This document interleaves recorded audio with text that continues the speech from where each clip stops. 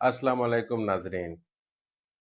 आज हम हकीकत की ऐनक से देखेंगे कि मुर्शिद की हकीकत क्या है, मुर्शिद किसे कहते हैं और मुर्शिद क्यों माना जाता है। और इस बात को समझने के लिए हम अपने गिरदो नवाह पे नज़र दौड़ाएंगे और सबसे पहले ये देखेंगे कि किस किस तरीक़त से सभी लोग मुर्शिद मानते हैं, मुर्शिद तलाश करते हैं।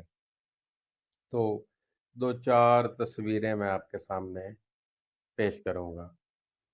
सबसे पहले ऐसा होता है कि अब कोई बंदा ये कह रहा होता है कि यार जो मेरे परदादा थे ना, उनके जो मुर्शिद थे, उनके बेटे को मेरे बाबा दादा ने मुर्शिद माना, और जो मेरे दादा के मुर्शिद थे, उनके बेटे को मेरे बाबा ने मुर्शिद माना, और जो मेरे बाबा के मुर्शिद थे, उनके बेटे को मैंने मुर्शिद माना।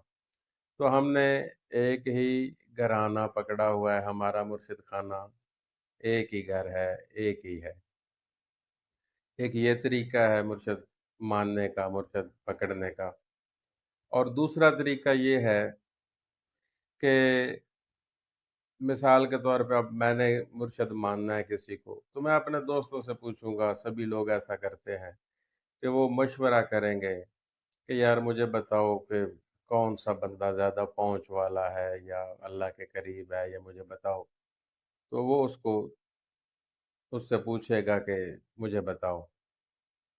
अब आप जिससे भी पूछ लें, वो आपको अपने मुर्शिद के मुतल्लिक़ ही बताएगा कि मेरा मुर्शिद बहुत पहुंची हुई हस्ती है, वो ही कामिल वली है। वो किसी और के बारे में बिल्कुल भी आपको नहीं बताएगा। दूसरा तरीका ये होता है। और तीसरा तरीका ये है कि अगर खुदा न खास्ता किसी के घर में कोई मुसीबत आ जाती है, कोई सहर जादू के असरात रूनुमा हो जाते हैं, कोई शयातीन और जन्नात हो, अरवाह खबीसा के असरात व खलल व शिकायत बर्पा हो जाती हैं किसी घर में या किसी फ़र्द के साथ, तो इस मसले के हल के लिए कुछ रूहानी लोगों को बुलवाया जाता है कि वो इसका हल करें। और अगर उनसे वो हल हो जाता है, वो लोग ठीक हो जाते हैं, तो वो उस रूहानी हस्ती को अपना मुर्शिद मान लेते हैं। ये तकरीबन ये तीन तस्वीरें तो सरेआम हैं, इस तरीके से मुर्शिद माना जाता है। लेकिन ये तरीके गलत हैं तीनों। इस वजह से गलत हैं क्योंकि अगर आपने रूहानी इलाज करवाना है ना, तो आपको ज़रूरत है किसी आमल की, मुर्शिद की नहीं। और अगर आपने दीन सीखना है, तो आपको ज़रूरत है किसी आलिम दीन की, उससे मिलें आप। ये मुर्शिद की ड्यूटी नहीं है। मुर्शिद किसी और मकसद के लिए होता है, और वो मकसद तभी बंदा पा सकता है जब बंदे को पहले पता हो कि मुर्शिद का मानी क्या है, मुर्शिद कहते किसे हैं। अब लफ्ज़ मुर्शिद जो है, इसके बारे में यही तर्जमा किया जाता है कि लायक इरशाद को मुर्शिद कहते हैं, लेकिन इसका ये तर्जमा गलत किया जाता है। बेशक लायक इरशाद ज़रूर होता है मुर्शिद, लेकिन इसका मुकम्मल मफ़हूम यही नहीं है। लफ्ज़ मुर्शद रोशद से निकला है। रोशद रोशनी और हदायत को कहते हैं, और रोशद से ही लफ्ज़ रशीद और खुर्शीद बने हैं। और फ़ारसी में सूरज को खुर्शीद कहा जाता है। और इस तस्वीर से आपको बाकायदा वाज़ह समझ आ जाएगी कि सूरज का क्या काम है, रोशनी दिखाना। सूरज हमें रोशनी दिखाता है। मुर्शिद का भी यही काम है कि वो हमें रोशनी दिखाएगा, हमें अंधेरों से निकालेगा, हमें हदायत देगा, सिरात मुस्तकीम दिखाएगा, उस पे लेके चलेगा। तो अगर अब देखो सूरज ऐसे रोशन है तो वो रोशनी दे रहा है, ऐसे ही अगर मुर्शिद के पास भी वो नूरानियत है, वो रूहानियत है, वो वलायत है जो होनी चाहिए, तो फिर तो वो आपकी भी रहनुमाई करेगा। जैसे सूरज दिखाता है कि ये रास्ता लाहौर जा रहा है, ये इस्लामाबाद जा रहा है, ये कराची जा रहा है, ऐसे ही मुर्शिद आपको बताएगा कि इस रास्ते पे चलो, یہ ہدایت کا رستہ ہے، اس رستے پہ نہ چلو، یہاں جا کے گمراہ ہو جاؤ گے، گناہ گار ہو جاؤ گے۔ کون سا رستہ تمہیں اللہ کے قریب کرے گا؟ جب وہ جانتا ہوگا تبھی وہ آپ کو بتا سکے گا۔ اور اس کو ایک میں اور آپ کو مثال دے کے سمجھاؤں گا کہ اب میں یہاں بیٹھا ہوں، میں اٹلی نہیں گیا، تو اب مجھ سے کوئی پوچھے کہ یار اٹلی کا فلاں جو پوائنٹ ہے وہ کس ایریا میں آتا ہے، اس کا کون سا ٹاؤن ہے، کون سا روڈ لگتا ہے، یا کس سٹی میں آگے، کیونکہ اٹلی تو ایک ملک ہے، اس کے کافی سٹیز ہیں، تو میں اس کو نہیں سمجھا سکوں گا کیونکہ میں خود وہاں نہیں گیا اور میں نہیں جانتا، میں نے دیکھے نہیں ہے، میں کیسے بتاؤں گا؟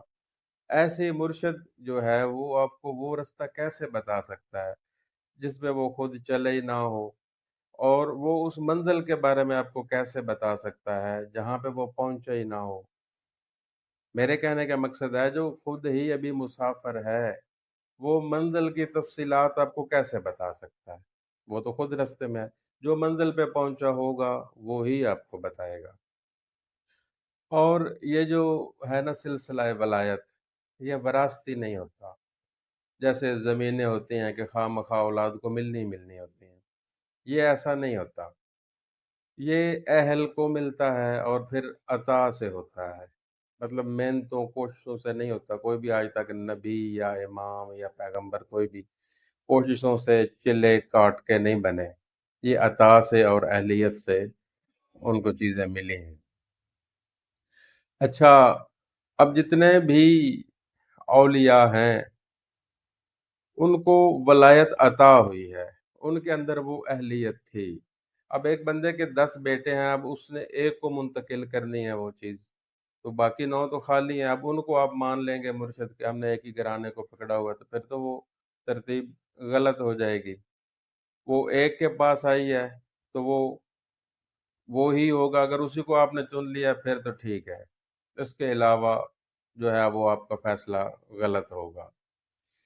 اب یہ جو سلسلہ ولایت ہے، یہ اصل جس کے پاس ہے وہ مرشد ہے، مطلب جان لینا وہ ہونا نہیں ہوتا۔ مثال کے طور پہ اب اگر میں صدر ہونے کے سارے جتنا بھی علم ہے، یا وزیر اعظم ہونے کا جتنا بھی علم ہے کہ وہ کیا کیا اتھرائز اس کے پاس ہوتے ہیں، یہ سارے کچھ مجھے پتہ چل جائیں، تو میں وزیر اعظم یا صدر نہیں بنوں گا۔ میں خود باقاعدہ محنت کوشش سے اور اس اہلیت سے وہاں پہ پہنچوں گا، جب بن جاؤں گا تو میں خود ہی کہلاؤں گا، ٹھیک ہے؟ ہونے سے پہلے کہلوانا غلط ہے۔ تو میری آج کی گفتگو کا مین مقصد آپ کو یہ سمجھانا تھا کہ یہ جو جتنے بھی طریقے ہیں یہ سارے غلط ہیں، ٹھیک ہے؟ ایسے مرشد نہیں ماننا۔ سب سے پہلے آپ کے اندر خواہش ہونی چاہیے کہ آپ مرشد کیوں مان رہے ہیں۔ مرشد کا قبر میں روز محشر سوال نہیں ہوگا، مرشد آپ اس لیے مانتے ہیں کہ وہ آپ کو اللہ تک پہنچائے۔ آپ کے اندر پہلے یہ خواہش ہو، یہ چاہت ہو، پھر آپ ایسے کو تلاش کریں جو خود پہنچا ہو یا کم از کم کچھ قریب ہو، لاہوت ہاہوت تک پہنچا ہو، تو وہ پھر آپ کو اللہ تک پہنچائے گا۔ امید ہے آپ کو بات کی سمجھ آ گئی ہوگی کہ مرشد کیسے ماننا ہے، اور ویڈیوز کے ساتھ آپ کی خدمت میں حاضر ہوں گا۔ دیکھتے رہیے حقیقت کی اینک۔ اللہ حافظ۔